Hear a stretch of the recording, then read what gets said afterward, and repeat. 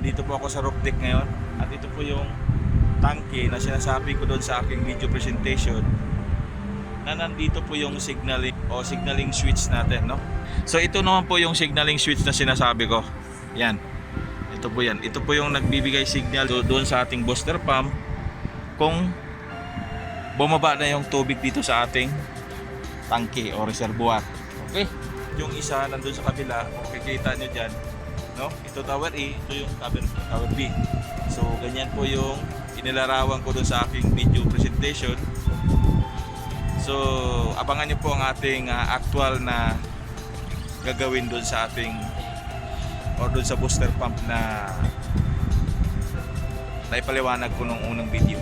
Okay, so stay tuned. Sa video na to, ito na po yung actual na ipapakita ko po sa inyo doon sa ating una kong inilabas na video, yung how to wire booster pump automatic. So ngayon, magsisimula na po tayo, no? Ito guys ito po yung circuit breaker natin.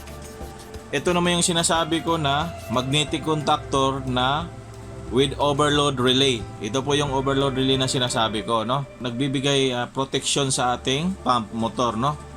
Ito po yon. So ito lang po yung aking gagamitin na motor kasi wala akong motor pump na magagamit sa ngayon, no? Okay, so I hope na maintindihan nyo yan. So ngayon i-install na natin yung mga yan, okay? So dito ko papakita sa inyo kung paano po tayo mag-wiring, no? So gagamitan natin siya ng clamp meter para dito sa ating signaling switch at monitoring switch. So kukunan natin siya ng continuity kung alin yung function na gagamitin natin. Okay, so ipapakita ko po yung sa inyo yung sinasabi ko na mga part ng float switch, no? May dalawahan at may tatluhan, no? Ito po yung sinasabi ko. So tatluhan po yung ano niya, yung wire niya. So hanapin mo yung kung saan yung gagamitin mo, normally close or normally open, no? Doon sa video ko, ipinakita ko doon ay 3-phase yung supply, no? Pero wala tayong 3-phase. So single phase yung gagamitin natin. Okay? Ito po yung ating circuit breaker. Ito po yung circuit breaker natin. Ito naman yung ating magnetic contactor na with overload relay, no? So ito po yung sinasabi ko na normally close at normally open dito sa ating overload relay. So ito po yung gagamitin natin dito ay normally close. Okay? So magsisimula na po tayo mag-wiring.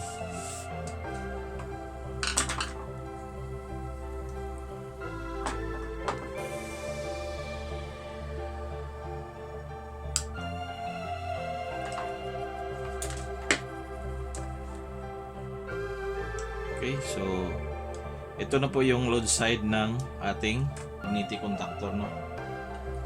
So ikabit natin siya dito sa ating connector.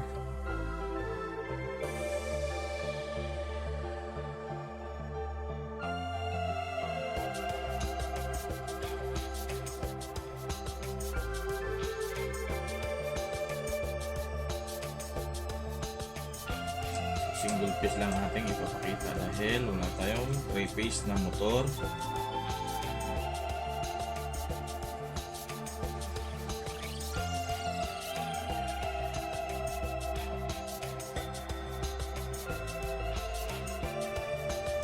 So yan po So ito po yung line 1. Idadaan natin siya dito sa ating normally close. Okay?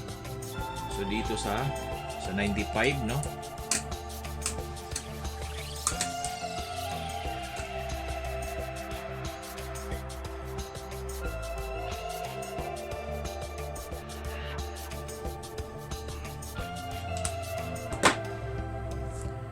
So, ito mo po yung out, no?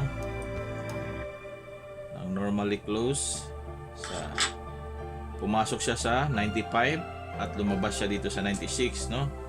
Okay.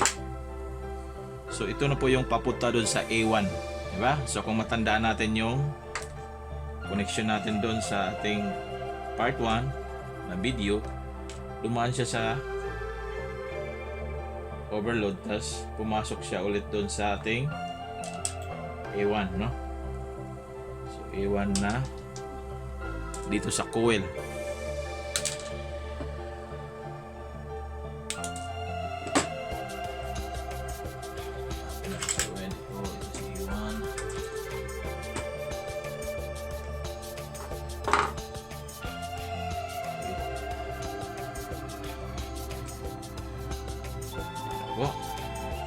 So ngayon, tapos na po tayo sa line 1. Kaabang na po yan sa ating A1. So ang susunod natin gawin ay susulan natin.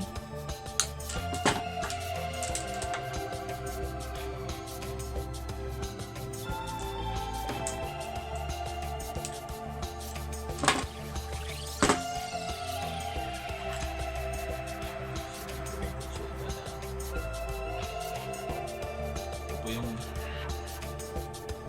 line 2 or neutral.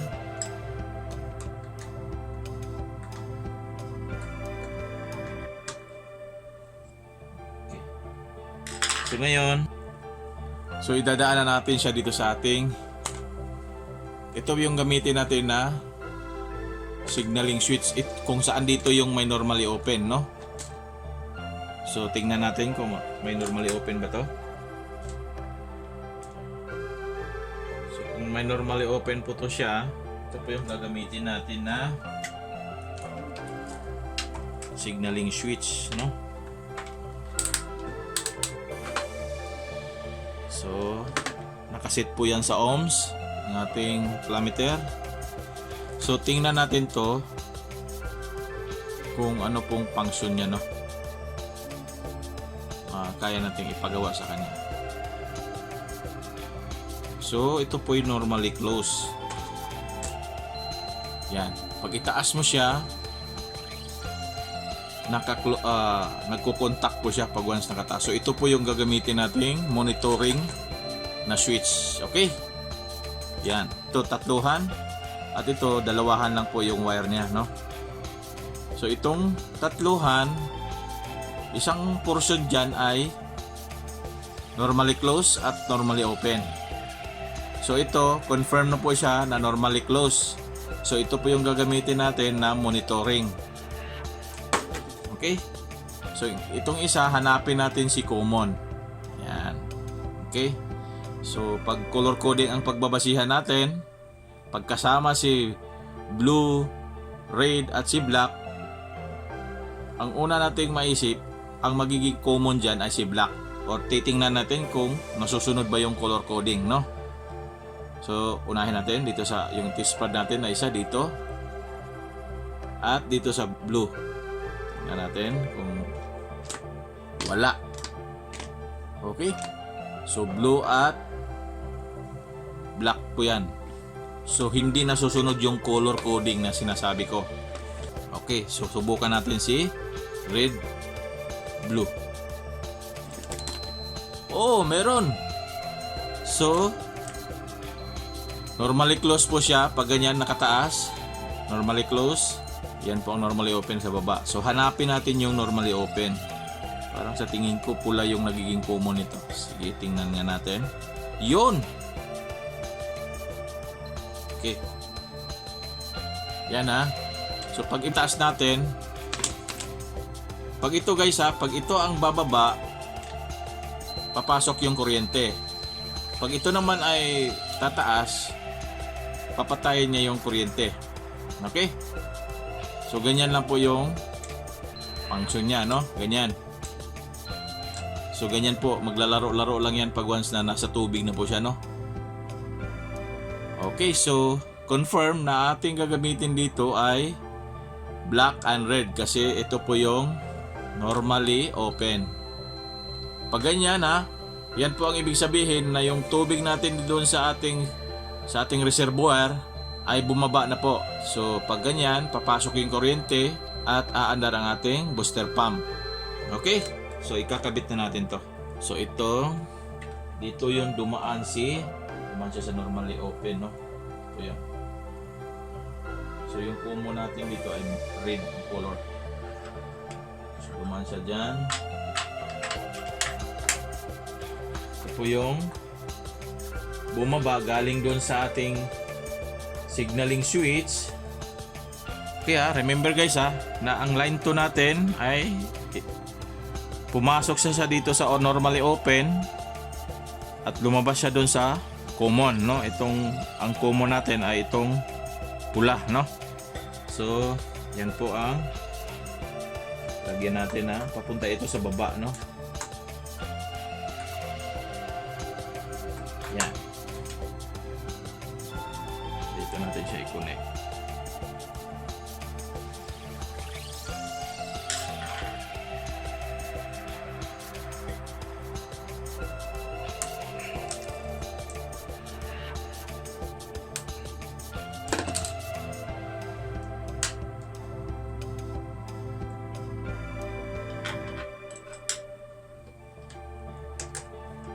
Natin.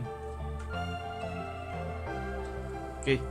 So yun po yung ito po yung dinaanan ng common ha. Okay, ito po yung common ng ito po yun. Ito po yun ha. Ito po yung ating monitoring switch. So ipapasok natin siya dito. Connected silang dalawa dito sa ating common na ito sa ating monitoring na switch, no? So itong isa lagyan natin kasi ito na po yung papasok doon sa A2. So ngayon wala tayong tubig na gagamitin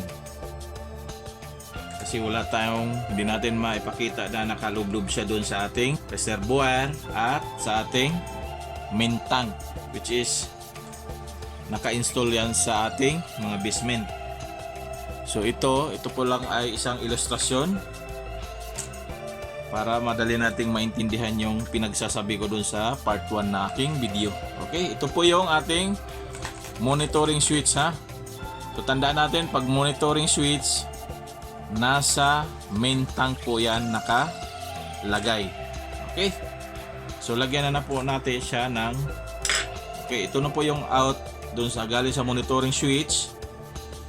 Ito na po yung papunta dun sa ating A2 ng ating coil, no? Sa ating magnetic contactor. So, i-connect natin siya dito sa ating A2.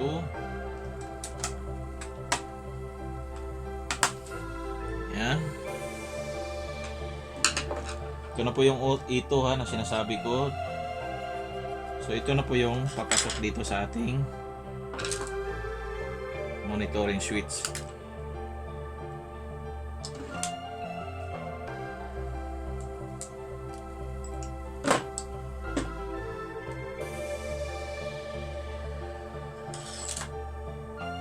So, ang susunod na gagawin nating video guys ay lagyan po natin to ng automatic at manual na option or mode, no? Para at least pwede natin siyang i-manual pag once na. So, yan na po ang ating i-connect na natin tong ating i-install na natin tong motor. Kunwari ha, ito po yung sa pump natin. Okay, lagyan natin ng connection po yan, no? Ating pump. Sensya nyo na po, wala po kasi akong makita na pump talaga, no? Mahugot to eh. Pero understood naman yan guys. So tapos na po ang ating pagwa-wiring, no? So yan na po ang ating connection. So ipakita ko po ulit ha. So ulitin ko po yung pag-explain natin. Ang una nating ginawa guys ay nilagyan po natin ng power supply yung E1, no? Galing po sa line 1. So yung line 1 dumaan po siya dito sa ating normally closed dito sa ating overload relay para protection sa ating motor pump, no? So ang out ng ating pumasok po siya dito sa ating 95 at lumabas siya sa 96. At ito na po yung papunta dito sa A1. Okay? So yung out ng A1, ito na po yung okay? So yung line 2 natin guys, kumuha tayo ng power supply. Ito po yung blue, nakakabit dito sa ibabaw nito. Pumasok siya dito saan? pumasok siya dito sa ating normally open na signaling switch at lumabas po siya dito sa ating common, papunta dito sa common din ng connected po yan yung common ng ating monitoring switch. Okay, at ang labas niyan dito sa normally close, ito na po yung papunta dito sa ating ito. Ang goal lang po natin dito ay malagyan natin ng power supply yung ating coil dito na 220.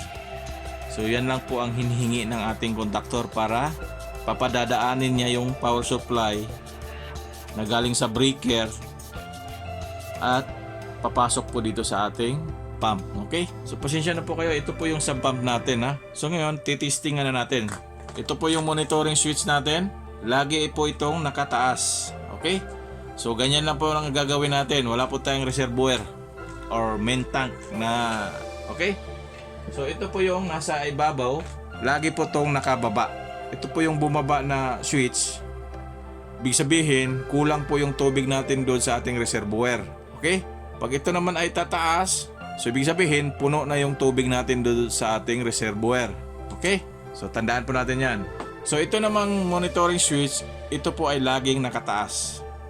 Ganyan po. Pag ibig sabihin ng ganyan, puno yung ating main tank, no? So pag ito ang bumaba, so ibig sabihin, walang tubig yung ating main tank. Okay? So pag ito ay aandar ng aandar, may tendency siya na masisira kung wala namang tubig na hihigupin niya, no? So pag once na mangyayari po yun, nandito ang ating itong overload relay natin na magbibigay protection sa kanya, no? O sa pump. I-on natin yung breaker. So ito dapat tandaan mo natin ha, na ito yung signaling switch. Pag ito ay bumaba, ibig sabihin kulang na po yung tubig natin doon sa ating reservoir. Okay? Pag itaas natin to, yan, aandar po yung ating pump. Okay? So pag once na mapuno na po ang ating reservoir, kunwari napuno na siya, ito po ay tataas, no? Unti-unti po itong tataas at yan. So ibig sabihin, napuno na yung ating tubig dun sa ating reservoir, no? Pag once may gumamit sa tubig, unti-unting bababa to, aandar na naman siya ulit, no? Ganyan lang po yan. At napuno na naman yung ating reservoir. So bababa ulit. Yan. So umandar na naman ulit yung ating, nagre-refill na naman siya ng tubig dun sa ating mga reservoir. Okay. So ito na po yung sinasabi ko, no? Yan. For example, naubusan yung ating, isang senaryo lang po to guys ha. For example, naubusan ng tubig ang ating main tank. Okay? Naubusan siya ng tubig, no? So ito nakababa, itong ano natin, yung signaling switch, at itong ano natin, yung sa monitoring switch ay nakababa din. So ganito mangyayari ha, tingnan natin. So hindi ko igagalaw yung ating signaling switch. Kumbaga bumaba lang ating yung yan. So sa pagkakataong yan, naproteksyonan ng ating monitoring switch ang ating motor, no? Pag once na nagkakaroon na ng tubig ang ating main tank, so aangat na naman siya ulit at aandar na naman yung motor. Okay?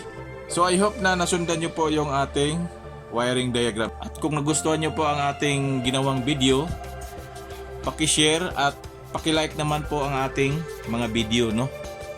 So at kung bago pa po kayo sa ating YouTube channel, paki-consider na rin po ang pag-subscribe, no? At huwag mong kalimutan na i-hit yung notification bell na yan para at least updated po kayo sa aking mga gagawing mga video tutorial, no? So ito po ang iyong kaibigan, Rakabayan Tech. Hanggang sa muli, paalam!